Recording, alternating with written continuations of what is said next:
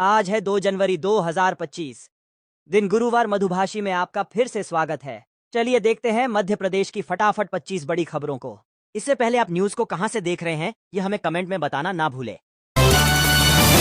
बुधवार को मुख्यमंत्री मोहन यादव ने ई ऑफिस प्रणाली का शुभारंभ किया। मुख्यमंत्री मोहन यादव ने कहा कि सुशासन के क्षेत्र में मध्य प्रदेश ने महत्वपूर्ण निर्णय लिया है।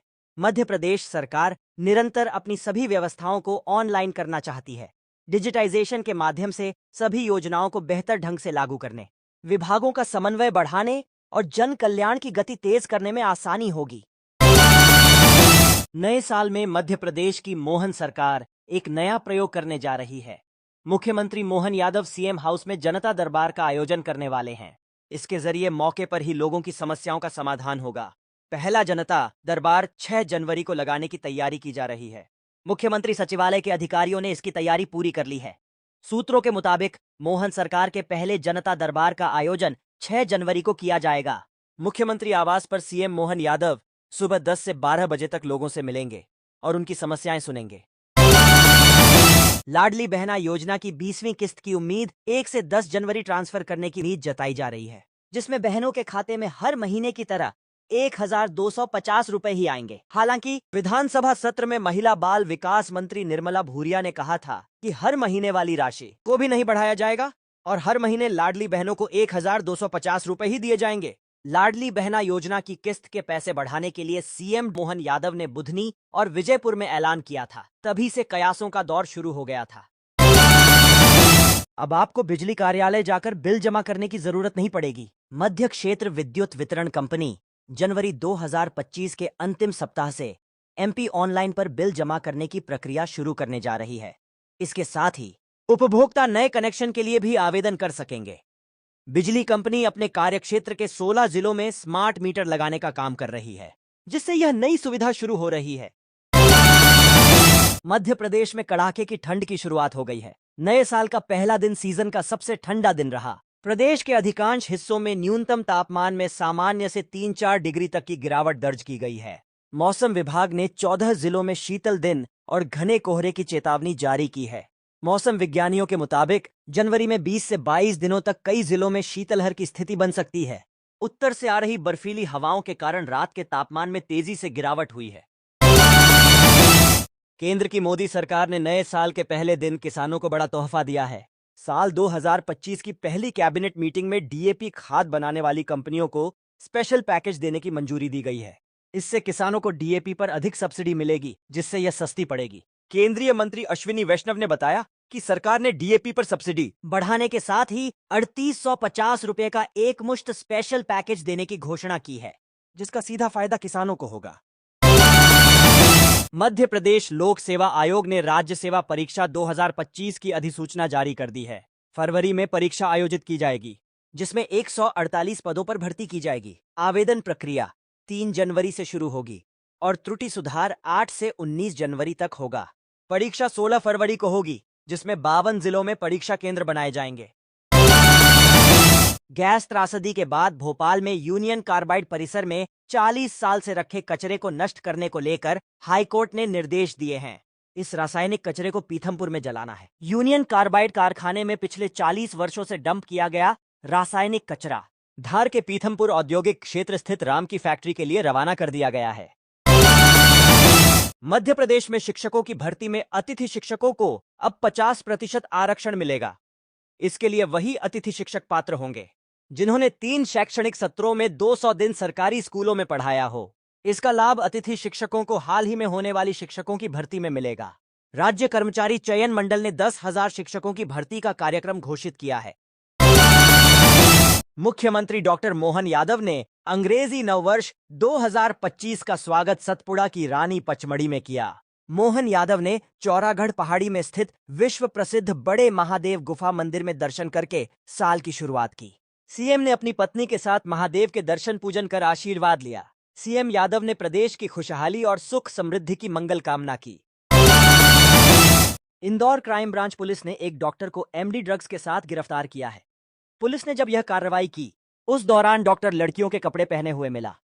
पुलिस ने उसके एक साथी को भी गिरफ्तार किया है।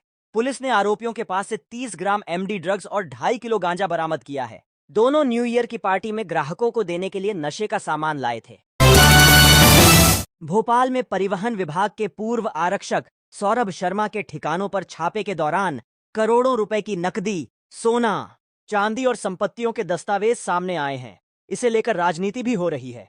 प्रदेश कांग्रेस अध्यक्ष जीतू पटवारी ने दावा किया है कि छापेमारी के दौरान लोकायुक्त को एक लाल डायरी मिली है। उस डायरी में कोडवर्ड में कई रसूखदारों के नाम लिखे गए हैं।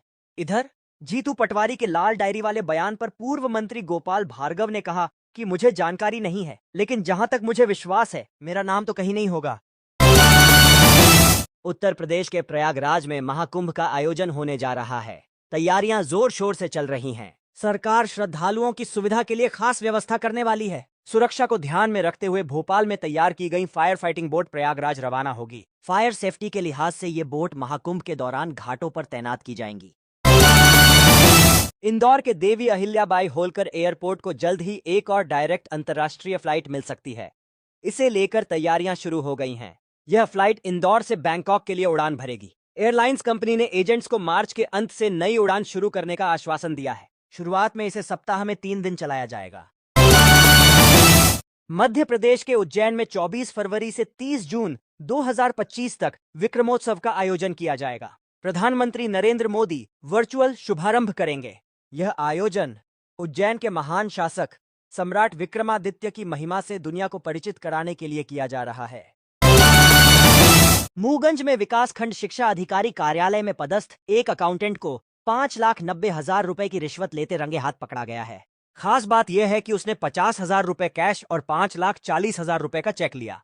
आरोपी अकाउंटेंट का नाम राजाराम गुप्ता है। उसने रिटायर्ड शिक्षक राम निहोर साकेत से एरियर्स और अर्जित अवकाश की राशि का भुगतान करने के लिए रिश्वत मांगी थी। उसे रकम लेकर अपने ही ऑफिस बुलाया गया था। रीवा में नगर निगम में लगातार हो रहे हादसों से पार्षद, महापौर और अध्यक्ष चिंतित हैं। यहां 2 पार्षदों की मौत हो चुकी है और 2 गंभीर हालत में हैं। पार्षदों की मौत को नगर निगम की बिल्डिंग में वास्तु दोष से जोड़ा जा रहा है। लोगों का मानना है कि भवन का वास्तु सही न होने से काला साया है, जो पार्षदों की जान ले रहा है। वास्तु दोष दूर करने के लिए काशी के विद्वानों से पूजा और निगेटिव ऊर्जा को शांत करने की तैयारी की जा रही है। डीएपी की किल्लत से किसान अभी उबर नहीं पाए हैं, तब तक यूरिया खाद ने रुलाना शुरू कर दिया है। मुरैना जिले में 15 से 20 नवंबर को बुआई गई गेहूं की फसल में पहली सिंचाई के बाद यूरिया का डोज देने की जरूरत है, लेकिन मार्कफेड से लेकर मार्केटिंग सोसाइटी के गोदामों से यूरिया के 2 कट्टे पाने के लिए किसानों को कड़ाके की ठंड में परेशान होना पड़ रहा है। इधर किसानों का कहना है कि बोवनी के समय डीएपी खाद मुश्किल से मिली और अब यूरिया के लिए मशक्कत करनी पड़ रही है। मुख्यमंत्री तीर्थ दर्शन योजना के अंतर्गत विदिशा जिले से 300 तीर्थयात्रियों का एक जत्था मां कामाख्या देवी के दर्शन के लिए रवाना हुआ। इस जत्थे को विदिशा रेलवे स्टेशन से विशेष ट्रेन के माध्यम से गुवाहाटी के लिए विदा किया गया। मुख्यमंत्री युवा अन्नदूत योजना के अंतर्गत राशन सामग्री का परिवहन कर रहे हितग्राहियों को राज्य सरकार नए साल में बीमा का लाभ देगी। इस योजना से जुड़े हितग्राहियों के वाहनों का बीमा तो कराया जाता था, पर उनका स्वयं का बीमा नहीं होता था। अब सरकार इन हितग्राहियों का भी जीवन बीमा कराएगी। रिटायर्ड अपर मुख्य सचिव मनोज श्रीवास्तव मध्य प्रदेश के नए राज्य निर्वाचन आयुक्त बन गए हैं। सामान्य प्रशासन विभाग ने मंगलवार शाम को आदेश जारी कर दिया है। इससे पहले आयोग के आयुक्त रहे बसंत प्रताप सिंह का 6 माह का अतिरिक्त कार्यकाल 31 दिसंबर को पूरा हुआ है। मध्य प्रदेश में 2025 का वेलकम ग्रैंड सेलिब्रेशन शुरू हो गया है। साल के पहले दिन यानी बुधवार को भी ऐसा ही माहौल है। उज्जैन महाकाल मंदिर में रात 3 बजे से ही भक्तों के आने का सिलसिला शुरू हो गया था। कतार बढ़ती जा रही है। सीएम मोहन यादव ने पचमढ़ी में नया साल सेलिब्रेट किया है। वे यहां मंगलवार को ही पहुंच गए थे। अब तक 1,65,000 से ज्यादा श्रद्धालु महाकाल के दर्शन कर चुके हैं। नए साल में उज्जैन में 8 लाख से ज्यादा श्रद्धालुओं के पहुंचने का अनुमान है। महिला बाल विकास मंत्री निर्मला भूरिया ने कहा है कि नववर्ष से मुख्यमंत्री लाडली लक्ष्मी योजना के तहत पंजीकृत पात्र बालिकाओं को छात्रवृत्ति एवं प्रोत्साहन राशि का भुगतान यूनिपे के माध्यम से किया जाएगा। यह व्यवस्था लागू हो जाने से अब छात्रवृत्ति एवं प्रोत्साहन राशि का भुगतान बालिका के खाते में सीधे यूनिपे के माध्यम से हो सकेगा। भुगतान की सूचना भी मोबाइल में एसएमएस के जरिए बालिका को प्राप्त हो सकेगी। इस तरह भुगतान की प्रक्रिया अब और अधिक सटीक हो गई है। इंदौर रेलवे स्टेशन से चलने वाली कई ट्रेनों के समय में बदलाव किया गया है। पश्चिम रेलवे ने बुधवार से इन ट्रेनों के समय में बदलाव किया है। इनमें Indore Ujjain MEMU train, Yesvantpur Mhow express train और शांति एक्सप्रेस शामिल हैं। केंद्रीय माध्यमिक शिक्षा बोर्ड में सुपरिटेंडेंट और जूनियर असिस्टेंट के पद पर भर्ती निकाली गई है, जिसके लिए आवेदन प्रक्रिया 1 जनवरी से शुरू हो चुकी है।